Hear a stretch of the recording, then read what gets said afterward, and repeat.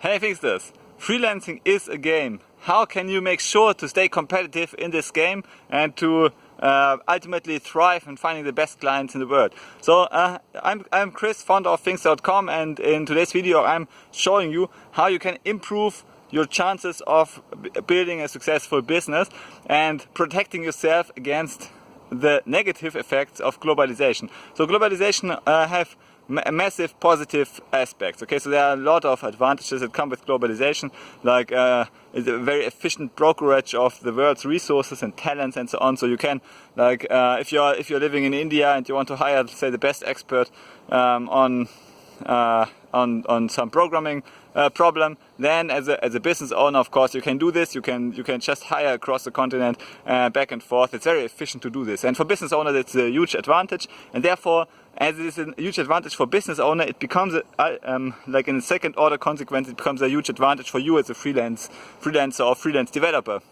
Why? Yeah, because they will like give many of the advantages. They give first, they pay forth to you as a freelance developer, because I mean, if they can earn, say, $100 per hour, then they will pay you up to, say, $50 per hour and still make a healthy profit. So therefore, I mean, the more benefit there is on the client side, the more benefit there will be for you as a freelancer. And so yeah, but one negative effect of globalization is that if you live in a high income country, then you have to compete with people from low income countries. Okay, so this is, I mean, I don't have to name names, you know the countries, and you know that this is a problem. So for example, I mean, let's have an example. Say you live in the US, where living is very, very expensive, and usually you also have higher average earnings compared to you are living in say India, and where relatively your living expenses are low, and therefore you don't need as much money to have the same lifestyle, kind of. Yeah. So therefore, so in this case, you as a freelancer in the US, you have to compete with the freelancer in India, and this can be like very, very problematic for freelancers in the US. But there are some tricks how you can mitigate this, and this is to stay regional, to like in both cases. So for example, if you are a freelancer in say Germany or France or so, then you should think about focusing only on the language in your choice. Okay, so I have a freelance friend who succeeded in Germany, who succeeds by just offering German gigs. So like he speaks German to the people, and there are many clients who just they are only able to speak to freelancers in a German language, and they have the bias towards the German language, and therefore he like instantly protects himself against the global competition. And as Germany is relatively high expense country compared to the worldwide average, you as a German freelancer can protect yourself against the global competition by just speaking German. So it's a very easy, simple trick. And on the other hand, if you are an Indian freelancer and you want to instantly boost your hourly rate, then you have a good opportunity to just learn German. Yeah.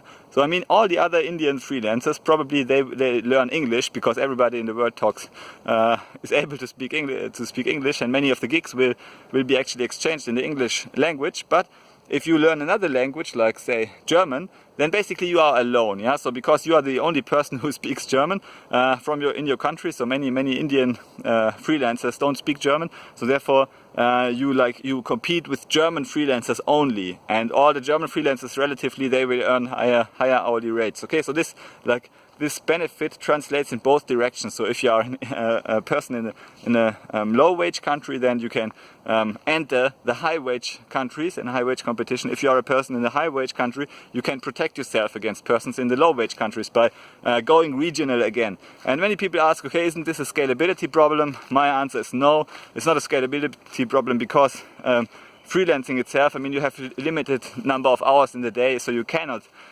scale it yourself. You need to hire other people to scale your freelancing business eventually. So therefore, it is not a scaling problem. You can always hire other people. There's enough work in any industry, nation, any country. There's enough work for freelance developers to be able to scale to a really like even multi-billion-dollar valuation. Okay, so this is absolutely possible to protect yourself against the global competition if you are a non-US, if you live in a high-income, non-English-speaking country. But what if you live in an English-speaking country like the US or UK or so?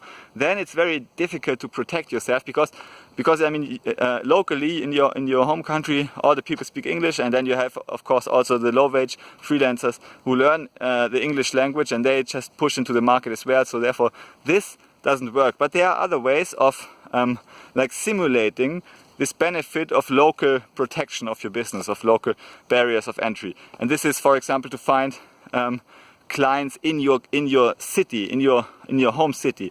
This is like it's often underestimated. But so, for example, if you have a city with, say, only 20-30,000 people and a few hundred businesses, these few hundred businesses, all of them need computer scientists. So therefore, it's a very simple sell to go there and ask them to and offer your services to them and find local businesses, because these local businesses, they often want you to go there actually and work as a freelancer there. And then of course you lose some advantages of freelancers, but you can also like have a home working agreement or so you can mitigate these disadvantages.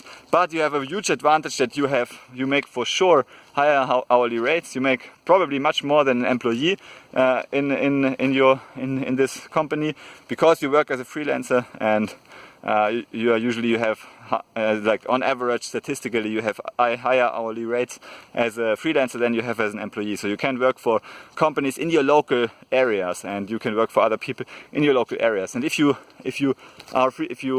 like Python teaching, you can even teach other students one-on-one in your local community. So the local community protects yourself from the global competition, and as a result, you usually, if you live in a high-income country, you have a big advantage of protecting yourself against global competition, because it is much easier to like boost your hourly earnings this way, to go to very high hourly earnings of $50 and beyond. Actually, $53 is the average earning potential of a freelance developer. Even in the US, I think it's $61. So the average earning is already quite high. But to reach this average, it's much easier if you have some protection by your local by your local environment. And so, for example, language-wise or city-wise, so where you like focus on the local business and the local opportunities. Okay, if you want to learn more about my journey and you want to get more tips on how to improve your freelancing business, and check out my new book, Leaving the Rat Race with Python. It appeared in 2020, and it gives you 50 tips on how to improve efficiency and robustness of your freelancing business online and build your home-based business. Thanks for watching, and see you in the next video. Bye.